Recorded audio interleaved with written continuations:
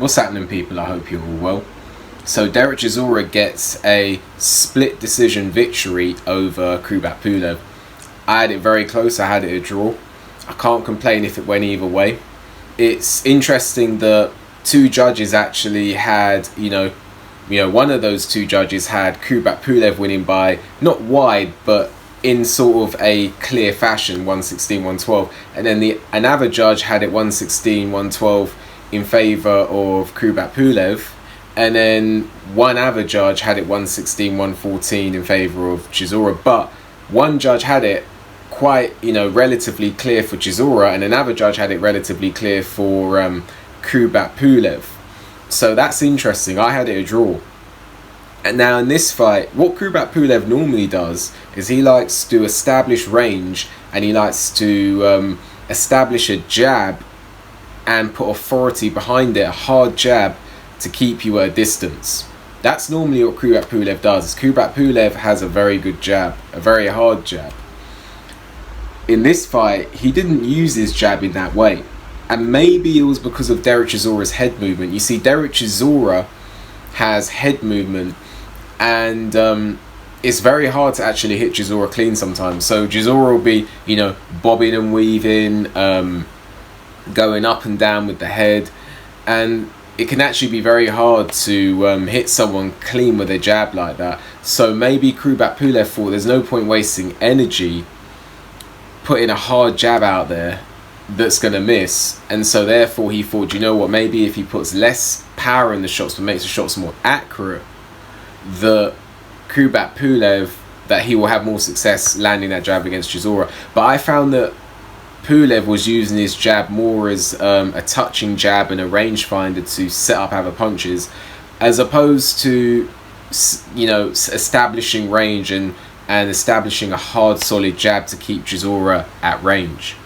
And he didn't really have success keeping Chisora at range. If you watch their first fight, you'll see that Pulev was landing harder jabs. I honestly think that Chisora in this fight didn't let Kubrat Pulev establish the range that Pulev would have wanted to. I mean, Pulev did in spots, but he didn't establish that range to the level that I think Kubrat Pulev would have wanted it. Kubrat Pulev likes to have that distance so he can work, and he likes to work clean. Chisora didn't let him do that, so that's credit to Chisora. Pulev also didn't try and establish a hard solid jab. Maybe that was going into the fight, he thought that, because he thought, Chisora has got good head movement, it's hard to land a clean jab on this guy, so why bother wasting energy pumping out a hard jab? It was either that, or Chisora made him make that adjustment early on in the fight. So you've got to give Chisora some credit here for, one, taking the range that Pulev liked for large spots, and two, the fact that Pulev abandoned his normal tactics of establishing a hard jab at range. But that's not to say that Pulev didn't have success in this fight, because he did. Pulev rocked Chisora. If anyone was more hurt in the fight, it was Chisora, by a hard uppercut. It was a hard uppercut. I think it was in the 8th round, and it landed clean on Chisora, and Chisora wobbled backwards. And didn't Chisora go down from an uppercut against Parker in the second fight? So maybe that's a weakness there for Chisora. Maybe Pulev should have taken advantage of that. But ultimately, or more, he did land it, but maybe he should have taken advantage of it more than he did.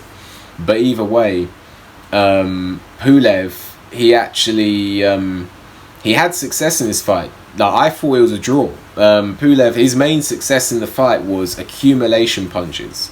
He didn't always have a lot of power on the punches, but you see, in the first part of the fight, Chisora really took the range away. Round 1, round 2, Pulev was not able to get anything really going, but Chisora's pace slowed down. That allowed Pulev to get a bit of range and then get the space to get his work off. And he started to get his work off. And you see, whenever anything spectacular landed, apart from that uppercut, it was Chisora.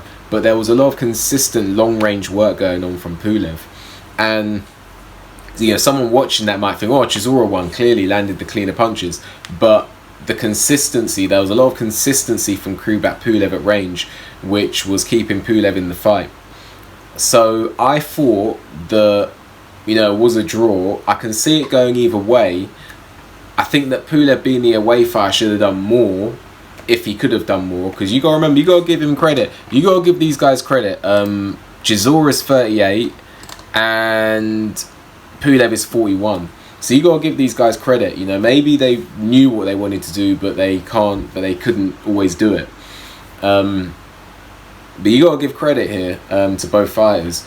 Chisora had success on that front foot. He took Pulev's range away for large portions of that fight and made Pulev uncomfortable and got to the body quite a bit. Maybe that slowed Pulev down. Pulev, to me, did not look as, and you'd expect this, but in their first fight, which I believe was in 2016, Pulev didn't have the same bounce in his step, and you'd expect that. So maybe that gave Chisora some advantages as well.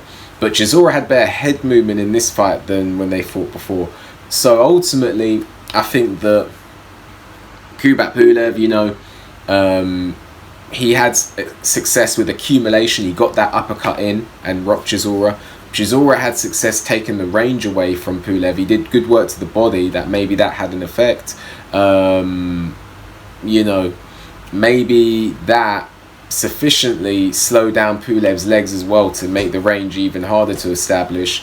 And I just think that overall it was a very even fight. It was a very close fight, and they both had their successes, and I thought it was a draw. So respect to both of them. Maybe they want to get that third fight on. You know, a lot of people weren't looking forward to this fight, but this fight turned out to be pretty good. And respect to both. With regards to where both could go in the heavyweight division, I think Pulev's limited to where he can go. I just think he doesn't have that power. You see, Vladimir Klitschko, he was a long-range boxer, but he had that power. He had that straight right hand with power in it. He had that left hook that has got power in it. So he had that, you know, he had that power. Pulev ain't got that power, so... And I think Pulev's punch resistance isn't great. You know, I know he went 12 with Chisora. Chisora can punch, but I don't think it's great. As for Chisora, so Pulev, he's limited to where he can go, but he can get a few wins against a few people. Pulev versus Parker would be a decent fight. Then you've got Chisora. Where can he go? Well, you know what? Chisora's often had close fights with hard opponents and it's not gone his way. And now he's had a close fight and it's gone his way. A lot of people will be happy for him with respect to that. But where can Chisora go? You know, Chisora can spring... I can imagine Chisora surprising someone. If I'm just looking at the heavyweight division here, you know, fights that Chisora could be in there entertaining.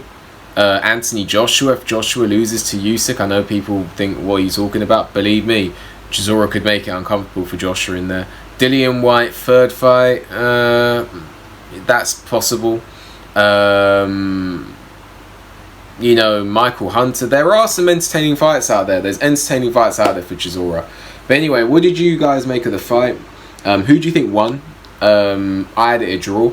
It was a split decision. So who did you think won? Where do you think both fighters can go? Would you like to see a third fight? Let me know. Like the video, subscribe to the channel, leave a comment, hit the notification bell so you get a notification when I make a new video, and I'll see you on the next video.